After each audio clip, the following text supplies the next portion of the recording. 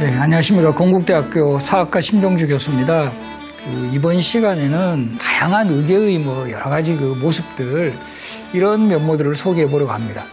이 그림 자료에 나타난 게 바로 이 태실의계라 그래서 이 조선시대 이 왕자녀들이 출산을 하게 되면 이 출생 때부터 이게 되게 신성시해요. 그래서 이 태를 백자 항아리에다가 이렇게 보관을 하고, 그리고 아주 풍수지리적으로 이 명당을 선정해서 이렇게 이 태를 이제 묻었습니다. 이런 곳을 우리가 태실이라기도 하고, 또 이 태를 묻은 봉우리 이런 뜻으로 태봉이라는 이런 말을 하기도 하는데요. 바로 우리 조선을 대표하는 왕, 우리 정조대왕 이 태실이에요. 어떤 분들은 이 정조대왕이면 저 현빈이나 이서진 아닌가 이렇게 생각할 수도 있는데, 우리 진짜 정조대왕이 이제 태를 봉안했던 곳은 자료에도 보시면 강원도 영월이라고 나오죠. 이 정조대왕 태실은 영월의 계족산이라고 해서 그 시대에 그래도 가장 풍수지리적으로 명당이 어디냐, 이곳을 이제 선정을 해서 이 태를 이제 묻고 이렇게 이 태실을 만들었어요. 그래서 정조대왕이 이제 왕이 되면 가봉이라 그래가지고 좀 더 이제 태실을 화려하게 만든다 할까요? 그때 이제 배치했던 성물들의 모습을 이렇게 그림으로 이렇게 그려놓은 거죠. 그래서 이런 태실의 전형적인 모습을 확인할 수 있는 곳이 어디냐 하면 창경궁 내의 송정대왕 태실입니다. 근데 우리가 왜 이 많은 태실을 원래의 현장에서 볼 수는 없느냐 하면, 일제 강점 시기 때 이 조선왕실의 왕자녀의 태를 모두 이제 지금의 이 서삼릉, 고양시 서삼릉 쪽으로 확 다 옮겨버렸어요. 그래서 이 한편으로 보면 조선왕실의 정기를 좀 끊으려는 이런 불순한 의도까지 있었는데, 그래서 이런 원형들이 지금은 많이 이제 결과적으로 흩어져 버렸다라는 거, 요거 이제 기억을 하시고요. 그리고 역시 이제 정조대왕이 이제 장례식을 치르는 그 과정을 담은 의계인데요.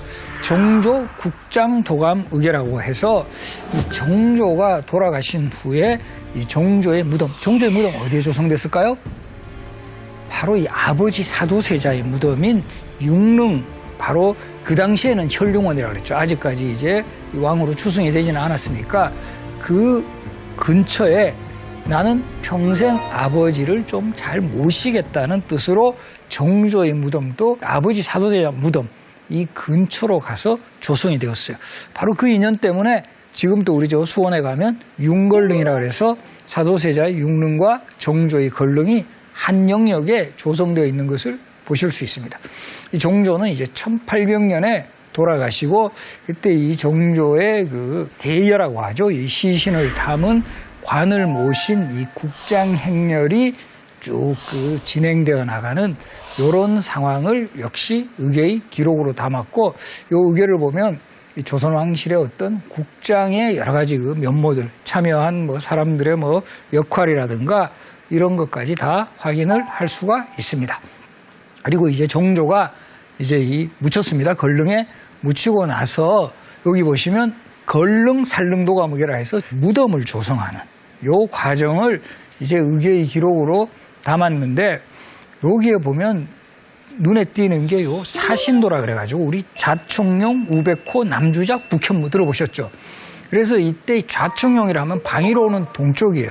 우백호면 방위로는 서쪽. 그 다음에 이제 남주작, 남쪽은 붉은 공작, 북쪽은 검은 거북이, 이런 뜻으로. 그래서 우리 지금 또 오방색이라 그래가지고 동쪽을 상징하는 색은 파란색, 서쪽은 흰색, 그리고 남쪽은 붉은색, 북쪽은 검은색, 이렇게 되는 거죠. 백제나 고구려의 왕릉하면 사신도를 그렸다 이렇게 해가지고 조선 왕릉에도 이렇게 사신도를 그렸나? 이거는 그런 뜻은 아니고요. 왕이 돌아가시고 나서 임시로 이렇게 왕을 모시는 창궁이라는 우리 시신을 모신 관이라고 하죠. 그 사면에 이렇게 동서남북으로 이 그림을 그려놓은 거예요. 그래서 이거는 나중에 결과적으로 왕을 시신을 직접 모신 제궁으로 모시고 난 다음에는 이 창궁은 다 이제 소각이 되는데, 요 의계의 기록에 그때 사신의 그림들, 사신도 그림은 그대로 남아 있음을 또 이렇게 확인시켜주고 있고요. 또 이 기록은 왜 또 의미가 있느냐 하면 이 그림을 보면은 요 변화상이 나타나요. 이 주작도 지금 보면은 약간 주작 같지 않고 약간 까치 같은 그런 느낌 나죠. 그죠? 약간 좀 다르죠. 일반적으로 보는 주작하고 요런 것의 어떤 변화 같은 거 이런 것도 이제 의계의 그 그림들을 통해서 읽어볼 수가 있습니다. 그리고 이제 요 의계는 경모궁 의계라 그래가지고 정조가 아버지 사도세자를 모시는 사당을 조성해요. 이 사당을 조성한 게 바로 그 이름이 경모궁이고 지금의 이 서울대학교 병원 자리예요. 서울대학교 병원. 그럼 왜 여기에다가 사당을 조성을 했느냐 하면 이 정조의 어머니가 누구죠? 해경궁 홍씨잖아요. 그래서 이 정조가 그 당시에 왕이 된 후에 어머니를 잘 모시기 위해서 지어준 건물이 자경전이란 건물이에요. 창경궁 안에. 지금은 이 건물 현재 복원되어 있지 않는데요. 이 자경전하고 또 아버지 무덤을 서울대 지금의 그 병원 그 자리면 마주 볼 수 있잖아요. 그런 의도에서 바로 이 경모궁을 조성하고 이 경모궁에 이것도 역시 이제 제사 지내는 공간이니까 경모궁에서 이 아버지를 어떤 식으로 이제 제사 지내고 그런 과정을 기록한 의계가 경모궁이에요. 경모궁.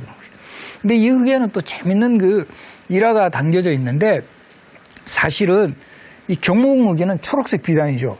원래 공식대로라면 초록색 비단 표지를 한 의계는 정조 이후로 다 강화도에 있는 외교장각으로 갔고 그것이 결국은 이 병인양요 때 불에 결국은 불로 이제 화재로 소실되거나 그리고 정말 남아있는 일부는 이제 국내로 돌아오거나 근데 이 놀랍게도 경모궁 의계는 원래부터 규장각에 보관이 되어 있었어요. 그래서 어떤 해석을 하느냐 하면 아마도 정조가 이 경모궁 의계 같은 경우는 아버지의 이 사당에 제사 지내는 절차 같은 걸 항상 이제 참고를 해야 되니까 이거는 직접 그 궁궐 안에 둔 것이 아닌가. 그래서 화를 연했다. 이 정조의 효심을 또 이렇게 보여주는. 아마 이렇게 해석을 하면 정조도 좋고 이미지 괜찮고 우리도 이렇게 설명하기도 좋고 그래서 돼야 이런 어떤 해석이 지금 이루어지고 있습니다. 그리고 이 정조가 아버지 사도세자를 추승한 핵심적인 사항은 바로 수원화성 건설이에요. 우리 지금 또 수원화성 그러면 정조의 도시 해가지고 이 수원시에서는 정말 이 정조 관련 여러 가지 그 행사들이 이제 이루어지고 있는데요. 2018년부터는 서울시하고 이 수원시가 같이 이제 뭐 연합을 해서 창덕궁에서 정조가 이제 그 출발을 해서 수원 바로 이제 화성 그 행궁이 있는 곳 그리고 그 아버지 묘소가 있는 곳까지 가는 그런 장면을 지금 재현을 하고 있습니다. 그래서 이 지금 수원시는 뭐 정조의 도시라고도 손꼽히는데 그 당시에는 이제 화성이라고 불렀죠. 그래서 이 정조의 그 화성 건설에는 공사 기간이 한 2년여 그리고 공사 인원이 70여만 명 그리고 공사비만 80만 양이 드는 당시로 치면 매우 그 대규모 공사였고 이렇게 정조가 수원 화성을 이제 건설하고 난 다음에 바로 이 수원 화성의 공사의 그 보고서를 만든 게 바로 화성 성역 의계입니다. 화성 그리고 성역은 성과 공사를 관한 그리고 의계 이렇게 이제 제목이 들어가는데 잘 보시면 이제까지 우리가 보았던 의계들하고 좀 차이가 나지 않아요? 그동안 봤던 의계들은 좀 크기도 크고 되게 좀 채색으로 화려했던 것 같은데 일단 표지부터 조금은 일반 책자 같기도 하고 그 내용을 또 이렇게 보시면 다 이렇게 이 칼라가 있는 것보다는 전부 다 이렇게 흑백으로 이렇게 인쇄한 것처럼 이렇게 돼 있다라는 거예요. 여기서 이제 비밀이 있는데 정조의 이 화성 성역 의계는 활자본 의계입니다. 활자본 의계. 자 그러면 왜 이렇게 활자로 이렇게 만들까요?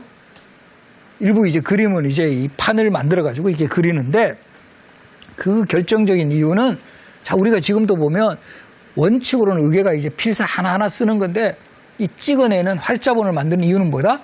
보급을 하기 위해서. 이 많은 책들을 찍어내기 위해서. 그러니까 이 정조가 아마도 이 화성성역 의계를 활자본으로 만든 중요한 이유는 이 행사의 중요성을 알리기 위해서 이것을 널리 이제 많은 사람들에게 나누어줬다라는 거죠. 행사에 참여한 사람들이라든가 또 요즘으로 치면 뭐 관련 기관이라든가 그렇게 하기 위해서 이 활자본으로 만들고 또 한편으로 보면 뭐 요즘 표현을 하면 국정 홍보 이런 것도 이제 그 성격이 있었다라는 거죠. 그래서 이 종조의 화성성에 여기 보면 맨 처음에 이 화성전도 그림이 나와요. 화성의 전체의 모습을 담은 이 그림. 그래서 여기 지금 보시면 이 정문인 장안문부터 시작해가지고 여기 장안문입니다. 이 장안문부터 시작해서 이 남문인 팔달문. 그래서 이 화성이라는 도시는 북에서 남으로 이렇게 관통을 하는 요 하천이 있어요. 수원천이라고.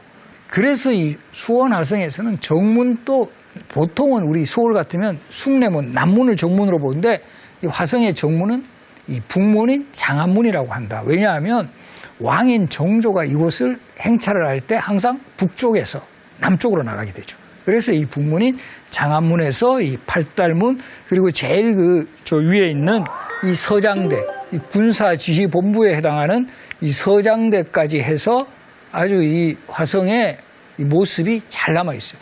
그래서 저는 이 화성 답사를 할 때마다 이 자료를 이렇게 복사를 해서 학생들한테 나눠주고 이렇게 답사를 합니다. 그러면 훨씬 이게 정말 뭐 보물찾기 하듯이 이때 여기에 가고 이 수원 화성이 이 그림 그대로 복원을 해놨기 때문에 그 내용이 다 나옵니다. 그리고 이 수원 화성 건설의 어떤 그 그림뿐만 아니라 여기에 사용되었던 뭐 재료라든가 크기라든가 뭐 이런 수량까지 다 기록이 되어 있다는 거죠. 그래서 이 수원 화성이 원형으로 완벽한 복원을 할 수 있었던 결정적인 이유는 바로 이 화성 성역이기 때문이고 지금 이 수원 화성은 유네스코 세계유산, 우리가 흔히 문화유산이라고 하는데 공식적으로는 유네스코 세계유산이라고, 이 세계유산으로 지정될 수 있었던데도 바로 이 화성이 성역의궤가 결정적이었다. 그리고 이런 그 당시에 뭐 다산정약용이 그 활용했던 이 거중기의 모습이라든가 이런 것까지 다 기록이 되어 있고요. 그리고 더 이제 흥미로운 것은 그 당시 화성공사에 참여했던 참여자들의 명단까지 다 기록되어 있어요. 그래서 보시면 여기 뭐 지금 이름 들어오는 사람 중에 충청도의 김순놈이나 이름부터 이 사람은 순할 것 같다 이런 느낌 들죠. 안돌이라고 있습니다. 최무웅술, 최 씨인데 뭐 응답하지도 않고 잘 쓰지도 않는 요즘으로 치면 말 안 듣는 최 씨. 유돌쇠, 이 금자는 쇠로 읽어요. 박순돌, 우리 이거 박순돌. 이름부터 되게 순해 보이고 강아지도 있어요. 강아지 여기 나오죠. 강아지. 예전에 우리 좀 귀엽고 이러면 요즘도 예쁜 강아지야 그 시대 사람들이 이렇게 이름 불렀더라.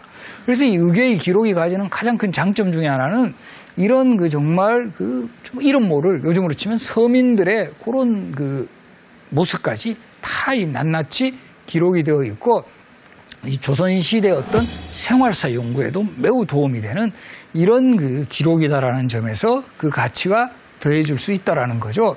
그리고